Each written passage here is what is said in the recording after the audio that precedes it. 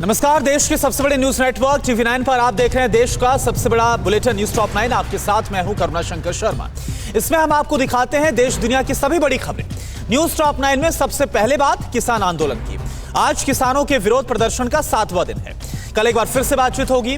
किसान आज सरकार को देंगे कृषि कानूनों से संबंधित ड्राफ्ट और कई राज्यों से किसान प्रदर्शन में शामिल होने के लिए अब दिल्ली पहुंच रहे हैं। आप देखिए न्यूज टॉप 9 अन्नदाता का आक्रोश में। किसान आंदोलन का आज 7वां दिन है। दिल्ली के विज्ञान भवन में सरकार और किसान प्रतिनिधियों की बैठक बेनतीजा रही। बैठक के बाद कृषि मंत्री नरेंद्र सिंह तोमर ने कहा कि हमने नेताओं को कहा है कि एक छोटा ग्रुप बनाएं और उसके हर प्रावधान पर चर्चा की जाए। चौथे राउंड की बातचीत 3 दिसंबर को होगी।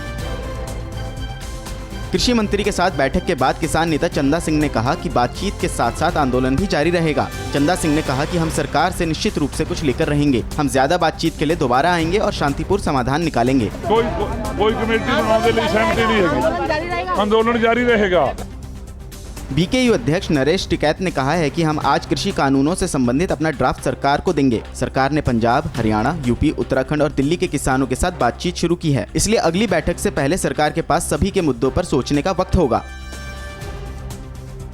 सरकार से बातचीत के बाद भी किसानों का आंदोलन थमता हुआ नहीं दिख रहा है। अब दिल्ली की सीमाओं पर और राज्यों से भी किसान आने की तैयारी कर रहे हैं। पंजाब, हरियाणा के किसान ट्रैक्टर से दिल्ली पहुंच रहे हैं। किसान प्रदर्शन के लिए राशन और दवाइयां इकट्ठा कर रहे हैं।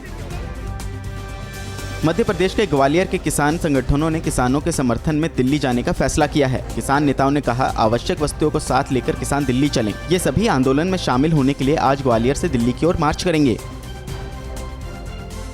दिल्ली के चिल्ला बॉर्डर पर भी 100 से ज्यादा किसानों ने प्रदर्शन किया और दिल्ली के जंतर मंतर जाने की जिद की। इनके प्रदर्शन की वजह से लोगों को ट्रैफिक में दिक्कतों का सामना करना पड़ा और पुलिस ने दिल्ली जाने के लिए डायवर्जन लगाया। किसानों और पुलिस के बीच बातचीत जारी है। शाहीन बाग में नागरिकता कानून के खिलाफ हुए प्रदर्शन के दौरान चर्चा में आई बिल्किस दादी भी किसानों का समर्थन करने सिंघू बॉर्डर पहुंची, लेकिन पुलिस ने उन्हें किसान प्रदर्शन में शामिल होने की इजाजत नहीं दी और वापस भेज दिया। इंडियन ओवरसीज कांग्रेस की जर्मनी इकाई ने किसानों की मदद के लिए 1 करोड़ रुपए दान का ऐलान किया है। इकाई की ओर से आए खत में लिखा गया है कि हमने किसानों की मेडिकल केयर, उनके बच्चों की शिक्षा और मृतक किसानों के परिवार को वित्तीय सहायता देने का फैसला किया है। पंजाब में किसान आंदोलन की वजह से ट्रेनों की आवाजाही प्रभावित हुई है। वेस्टर्न रेलवे के CPRO ने बताया है कि आंदोलन के चलते कुछ ट्रेनों को डाइवर्ट किया गया है, जबकि और कुछ ट्रेनों को शॉर्ट टर्मिनेट और कुछ में बदलाव किया गया है। किसने कहा कि किसानों के विरोध के पीछे विपक्ष की साजिश है? कहां पर हुआ? CRPF कैंप पर हमला और ओडिशा के कोणार्क में इंटरनेशनल सैंड आर्ट फेस्टिवल का आगाज हो गया है। आप देखिए देश की बड़ी खबरें कौन सी है न्यूज टॉप 9 राशि में।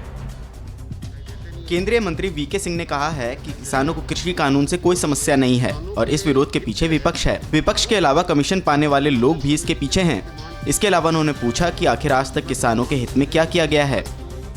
किसान आंदोलन पर पश्चिम बंगाल की मुख्यमंत्री ममता बनर्जी ने कहा है कि ये कृषि बिल असंवैधानिक है। सरकार किसानों को दबा नहीं सकती। बीजेपी देश को क्यों नहीं देख रही है? ममता के मुताबिक बीजेपी के अलावा किसी भी राजनीतिक दल ने बिल का समर्थन नहीं किया।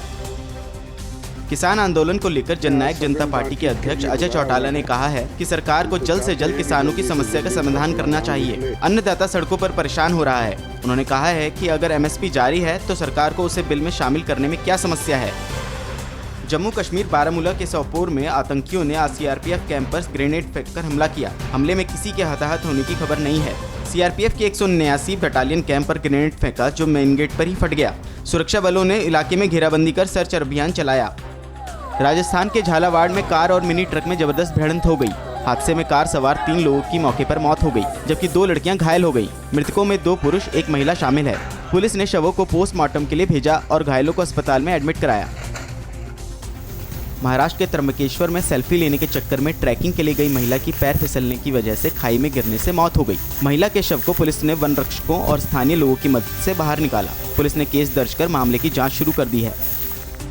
पश्चिम बंगाल के कोलकाता एयरपोर्ट पर मधुमक्खियों ने एक विमान को हाईजैक कर लिया। एयरपोर्ट पर मधुमक्खियों के चलते 2 उड़ानों में 1 घंटे की देरी हुई। मक्खियों को भगाने के लिए फायर टेंडर्स लगाए गए। भारतीय डाक विभाग सबरीमाला मंदिर के प्रसाद की भी होम डिलीवरी करने का फैसला लिया है। उसकी इस सेवा को लोगों का शानदार रिस्पांस मिल रहा है। इसके तहत कोई भी 450 रुपए का भुगतान कर प्रसाद अपने घर मंगा सकता है। ओडिशा के कोणार्क में चंद्रभागा बीच पर अंतर्राष्ट्रीय सैंड आर्ट फेस्टिवल का आगाज हो गया। इस साल भारत के 70 कलाकार इसमें शामिल हो रहे हैं। कोरोना महामारी की वजह से कोई अंतर्राष्ट्रीय कलाकार फेस्टिवल में शामिल नहीं हो रहे हैं। क्या पश्चिम बंगाल में ममता बनर्जी को झटका देंगे शुभेंदु अधिकारी? यूपी में कितने आईपीएस अधिकारियों का हुआ तबादला?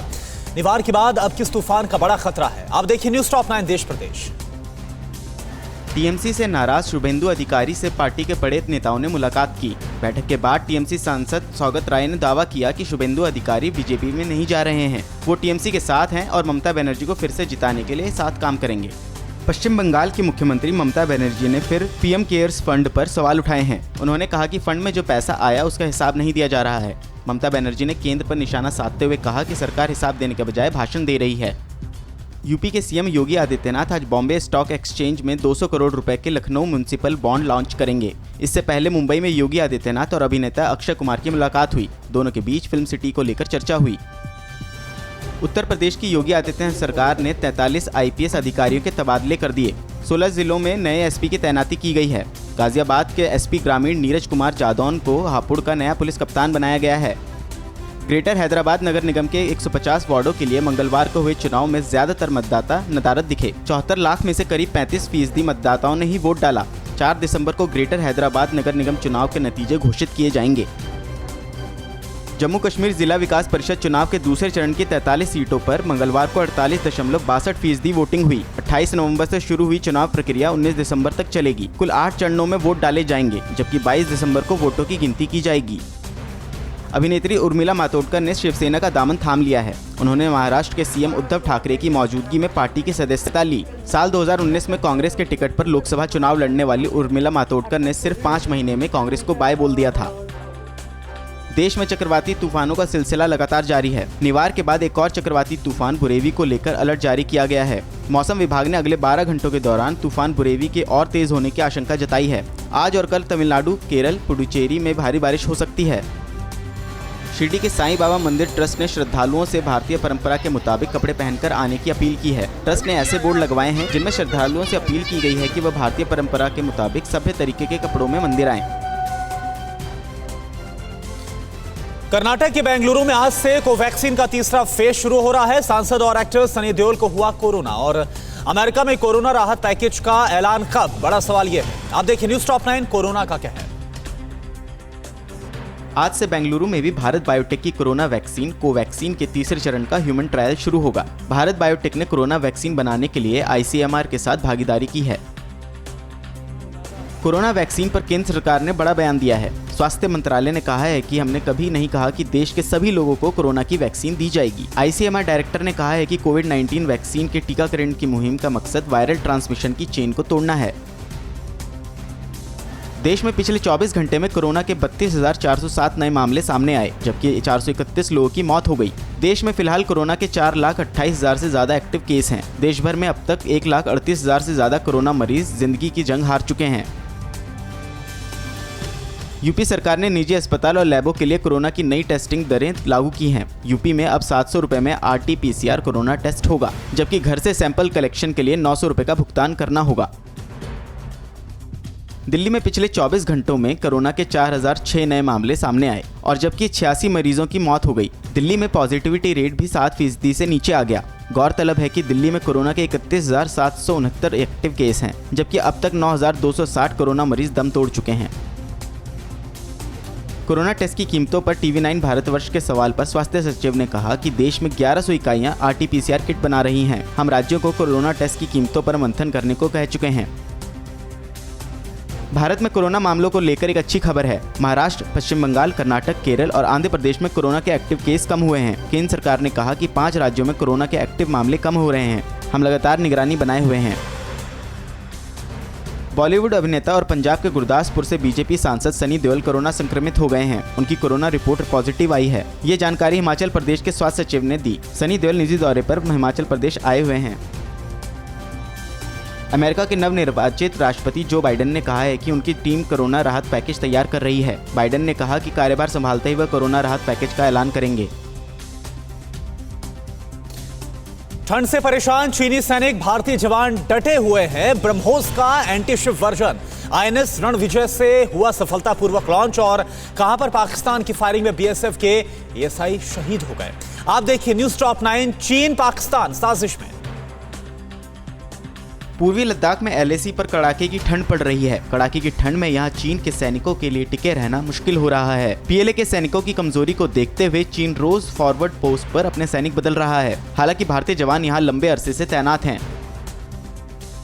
चीन की तरफ से ब्रह्मपुत्र नदी पर बांध बनाने के ऐलान के बाद भारत ने अरुणाचल प्रदेश में 10 गीगावाट के पनबिजली प्रोजेक्ट का प्लान बनाया है। भारत यहां वाटर रिजर्व भी बनाएगा। चीन की तरफ से पानी छोड़ने की सूरत में नुकसान को कम करने के लिए वाटर रिजर्व बनाया जाएगा।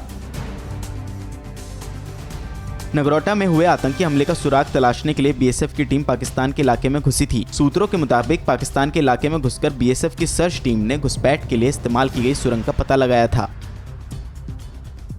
खुफिया विभाग को आतंकियों की फोन पर हुई बातचीत से सुरंग की जानकारी मिली थी। जानकारी के बाद बीएसएफ की सर्च टीम एक्टिव हुई और सुरंग की तलाश में पाकिस्तान के बॉर्डर की तरफ 200-300 मीटर घुसी। सर्च टीम इसी सुरंग से भारत में वापसी की। सुरंग करीब 20 मीटर गहरी और 150 मीटर लंबी थी।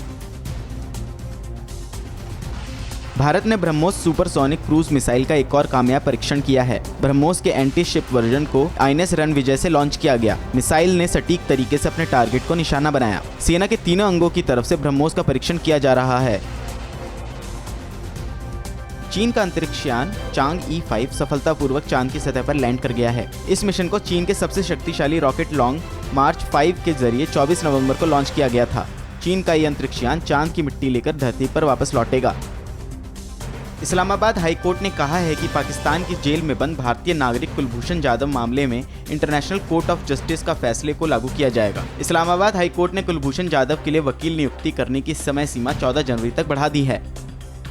कोरोना विलेन चीन को सबक सिखाने के लिए ब्रिटेन ने कमर कस ली है। ब्रिटिश नेवी अगले साल अपने सबसे बड़े aircraft carrier HMS queen Elizabeth को एशिया में चीन के पास तैनात करने की योजना बना रही है। इस एयरक्राफ्ट कैरियर पर विध्वंसक हथियारों की तैनाती है। जम्मू कश्मीर में पाकिस्तान लगातार सीज फायर तोड़ रहा है। पुंछ जिले में LOC पर पाकिस्तान की फायरिंग में बीएसएफ के एक ASI शहीद हो गए। भारतीय सेना ने जवाबी कार्रवाई करते हुए पाकिस्तान को मुंहतोड़ जवाब दिया। इजरायल ने कहां पर की एयर स्ट्राइक और परमाणु कार्यक्रम पर ईरान की संसद में नया प्रस्ताव आखिरकार क्या है? फ्रांस ने ईरान पर क्या आरोप लगाया? आप देखिए news top 9 world battle ground. Israel ने सीरिया में ईरान समर्थक आतंकियों के ठिकानों पर एयर स्ट्राइक की है। इस एयर स्ट्राइक में 19 आतंकी मारे गए हैं। मारे गए आतंकियों में ज्यादातर पाकिस्तान के हैं। इजरायल ने ये एयर स्ट्राइक सीरिया के अल्बू कामाल में की है। अफगानिस्तान में रूस के डिप्लोमेटिक मिशन को निशाना बनाया गया है। IED ब्लास्ट के जरिए आतंकियों ने काबुल में रूस के दूतावास के नजदीक धमाका किया। हालांकि अफगानिस्तान प्रशासन का कहना है कि आतंकियों के निशाने पर अफगानिस्तान के सुरक्षा बल थे। ईरान की संसद में परमाणु कार्यक्रम में जुड़ा नया प्रस्ताव पेश किया गया। नए प्रस्ताव में कहा गया है कि जब तक ईरान पर लगे प्रतिबंध नहीं हटाए जाते तब तक किसी भी देश या एजेंसी को परमाणु संयंत्रों के निरीक्षण की इजाजत नहीं दी जाए। ईरान सरकार ने कहा है कि वो अपने परमाणु कार्यक्रम से पीछे नहीं हटेगी। ईरान के विदेश मंत्री जावेद जरीफ ने परमाणु वैज्ञानिक मोहसिन फखरीजादेह की हत्या के लिए सऊदी अरब और इजरायल को जिम्मेदार ठहराया है। जावेद जरीफ ने ट्वीट कर कहा कि ईरान के परमाणु कार्यक्रम को नुकसान पहुंचाने के लिए अमेरिका, सऊदी अरब और इजरायल ने मिलकर फखरीजादेह की हत्या की साजिश रची। सऊदी अरब ने ईरान के परमाणु वैज्ञानिक मोहसिन फखरीजादेह की हत्या में अपने हाथ होने से इनकार किया है। सऊदी अरब ने कहा है कि ईरान बेवजह उसे इस मामले से जोड़ रहा है। सऊदी अरब ने कहा कि ईरान में कुछ भी बुरा होने पर उसे जिम्मेदार ठहराया जाता है। फ्रांस ने ईरान पर हूती आतंकियों के समर्थन से सऊदी अरब को निशाना बनाने का आरोप लगाया है। फ्रांस ने कहा है कि सऊदी अरब पर हूती आतंकियों का हमला इंटरनेशनल कानून की अनदेखी है और इससे क्षेत्र में तनाव बढ़ेगा। रूस ने उम्मीद जताई है कि ईरान अपने परमाणु कार्यक्रम को बंद करेगा। रूस के मुताबिक शांति के लिए ईरान को परमाणु कार्यक्रम को बंद कर देना चाहिए। रूस ने कहा है कि सभी अरब देशों को शांति के लिए मिलकर काम करना चाहिए। यूरोपीय यूनियन के प्रतिनिधि ने फखरीजादेह की हत्या को आपराधिक कार्रवाई करार दिया है। यूरोपीय यूनियन ने कहा है कि फखरीजादेह की हत्या के बाद भी ईरान अपना परमाणु कार्यक्रम जारी रखेगा। EU ने अमेरिका को ईरान से बातचीत और पुराने परमाणु करार पर लौटने की अपील की है। नॉर्थ कोरिया की सैन्य तैयारी से डरे साउथ कोरिया ने अब नए एयर डिफेंस सिस्टम की तैनाती की है। यह नया air defence system 9M96 surface to air missile तकनीक से लैस है। साउथ कोरिया इस नए सिस्टम को नॉर्थ कोरिया से लगे इलाकों में तैनात करेगा। कहां पर चुनावी नतीजे के खिलाफ दाखिल हुई याचिका? बेलारूस में क्यों जारी है सरकार विरोधी प्रदर्शन? कहां पर ज्वालामुखी ने ली कई लोगों की जान? आप देखिए न्यूज टॉप 9 दुनिया। अमेरिकी राष्ट्रपति ट्रंप की चुनाव टीम ने विस्कॉन्सिन के चुनावी नतीजे को कोर्ट में चुनौती दी है। याचिका में मेल वोटिंग में धांधली की शिकायत की गई है। ट्रंप की टीम ने 4 केस के जरिए चुनाव में धांधली की शिकायत की है।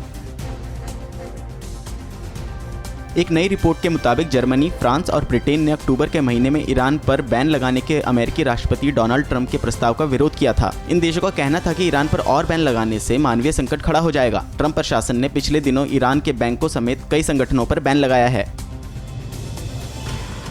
अमेरिका ने चीन पर नॉर्थ कोरिया पर लगे प्रतिबंधों की अनदेखी का आरोप लगाया है। अमेरिका का आरोप है कि संयुक्त राष्ट्र के प्रतिबंधों की अनदेखी कर चीन नॉर्थ कोरिया को परमाणु हथियार और तकनीक दे रहा है। इसके साथ ही चीन पर नॉर्थ कोरिया से अवैध तरीके से व्यापार करने का आरोप भी लगा है। इजरायल में पीएम बेंजामिन नेतन्याहू का विरोध हो रहा है। विपक्षी पार्टियों ने इजरायल में जल्द चुनाव कराने की मांग की है। विपक्ष का कहना है कि संसद को भंग कर जल्द से जल्द चुनाव कराना चाहिए। विपक्ष ने बेंजामिन नेतन्याहू पर भ्रष्टाचार का भी आरोप लगाया है। ईरान ने दुनिया के देशों में इजरायल के खिलाफ कार्रवाई की मांग की है। ईरान के राष्ट्रपति हसन रूहानी ने कहा है कि फिलिस्तीन में लगातार हो रहे इजरायल के अटैक से बच्चों की जान जा रही है। ईरान ने संयुक्त राष्ट्र समेत दूसरे संगठनों से इजरायल पर बैन लगाने की मांग की है। बेलारूस में विपक्ष के विरोध प्रदर्शन पर सख्ती के बाद अब विपक्ष ने नई रणनीति तैयार की है। विपक्षी दल उन अधिकारियों की लिस्ट तैयार कर रहे हैं जो प्रदर्शनकारियों के साथ सख्ती बरत रहे हैं। विपक्षी दलों का कहना है कि उनकी सरकार बनने के बाद ऐसे अधिकारियों को सजा दी जाएगी। थाईलैंड में सेना के राजशाही समर्थक जवानों में फूट की खबर है। सेना का एक गुट अब लोकतंत्र समर्थक प्रदर्शनकारियों की मांग का समर्थन कर रहा है। लोकतंत्र समर्थक आंदोलनकारी पीएम के इस्तीफे और राजशाही में सुधार की मांग कर रहे हैं। न्यूजीलैंड के व्हाइट आइलैंड में पिछले साल ज्वालामुखी फटने से 22 लोगों की मौत के मामले में केस दर्ज किया गया है। 10 संगठनों समेत 3 लोगों पर सुरक्षा उल्लंघन का आरोप है। 9 दिसंबर को ज्वालामुखी फटने से पहले ये द्वीप पर्यटकों की पहली पसंद हुआ था। दुनिया के सबसे बड़े वर्षावन ब्राजील के अमेज़न को जमीन के भीतर लगी आग खाक कर रही है। National institute for space research के मुताबिक जंगलों में लगी आग ने पिछले 12 सालों का रिकॉर्ड तोड़ दिया है और ये लपटें और तेजी से बढ़ रही हैं।